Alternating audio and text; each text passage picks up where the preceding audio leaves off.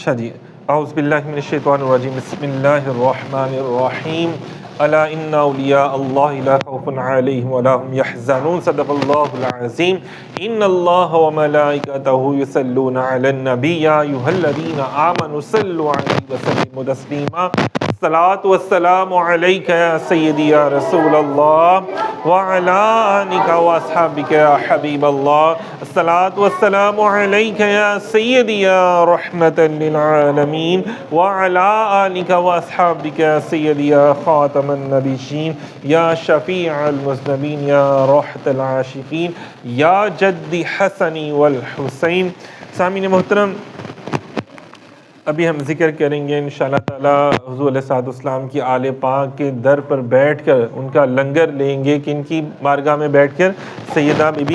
زینب رضی اللہ تعالی عنہا کی بارگاہ میں لنگر لے کر آپ کا ذکر کرتے ہیں، کیونکہ یہ بزرگ ہستیاں، یہ نیک ہستیاں، یہ پاکیزہ ہستیاں وہ ہیں کہ ان کے بارے میں کہا جاتا ہے کہ ان کا ذکر جب ہم کرتے ہیں نا اور سنتے ہیں، ان کا ذکر پڑھتے ہیں تو ہمارے گناہوں کا کفارہ ادا ہو جاتا ہے۔ مطلب ہمارے جو گناہ ہے نا، اللہ تعالیٰ ان کو مٹا کے ان کی جگہ نیکیاں اللہ تعالیٰ لکھ دیتے ہیں۔ جب نیکیاں آپ کے نامہ اعمال میں آ جائیں اور آپ کے گناہ مٹ جائیں تو جو پھر آپ دعا کریں اس مجلس میں بھی اللہ تعالیٰ قبول فرماتا ہے۔ تو یہ آج کی جو مجلس ہے یہ حضور علیہ الصلوۃ والسلام کے آل پاک کے ذکر والی مجلس ہے، جس میں ہم ذکر کریں گے کس کا؟ یہ عظمت و جرأت و شرم و حیا کا استعارہ ہے، گدا پرور ہے ان کا گھر جو ہم سب کا سہارا ہے۔ مطلب یہ شرم و حیا کے حوالے سے بات کی جاتی ہے نا، کو مثال دی جاتی ہے، تو کس کی مثال دی جاتی ہے؟ سیدہ پاک بی بی فاطمہ الزہرا سلام اللہ علیہا اور سیدہ بی بی زینب رضی اللہ تعالیٰ عنہ کی۔ ایک مرتبہ بچپن میں 6-7 سال کی عمر ہوگی تو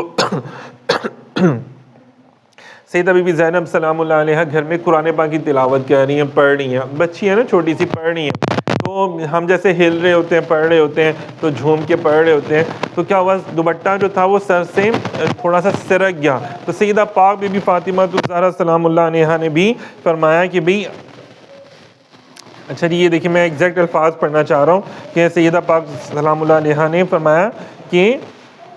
قرآن پاک کا یہ ادب ہے کہ سر سے آپ کا دوپٹہ ذرا سا بھی نہیں اترنا چاہیے۔ تو روایت میں کیا آتا ہے اور کہ وہ دن اور آخری سانس تک ان کے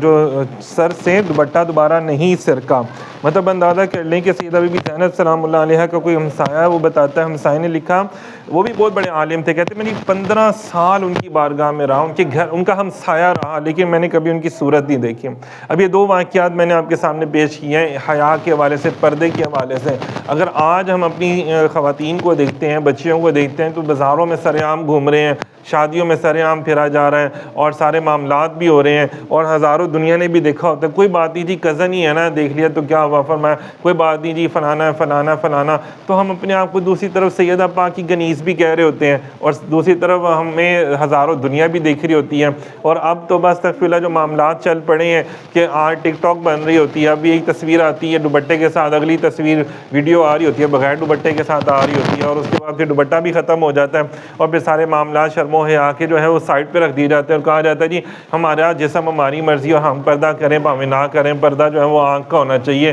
تو سیدہ پاک نے تو ایسا نہیں کہا، سیدہ بی بی زینب نے تو ایسا نہیں کہا، انہوں نے تو ایسی تربیت نہیں کی، بلکہ سیدہ بی بی زینب رضی اللہ تعالیٰ وہ ہستی ہیں کہ جو خود قرآن پڑھایا کرتی تھی۔ اندازہ کر لیں بچپن میں، دیکھ لیں ان کی سوچ کا یہ عالم تھا کہ سیدہ پاک کی بیٹی ہے مولا علی باب العلم جو ہیں ان کی بیٹی ہیں وہ، اور مدینہ العلم کی نواسی ہیں۔ تو نواسی رسول صلی اللہ علیہ وسلم کیا مقام ہے کہ ایک مرتبہ حضرت مولا علی شیر خدا نا آپ کو گنتی پڑھا رہے تھے، یاد کروا رہے تھے، واحد مطلب ایک ہوتا ہے نا تو بولو ایک، تو انہوں نے ایک کہا، واحد کہا، جب کہا کہ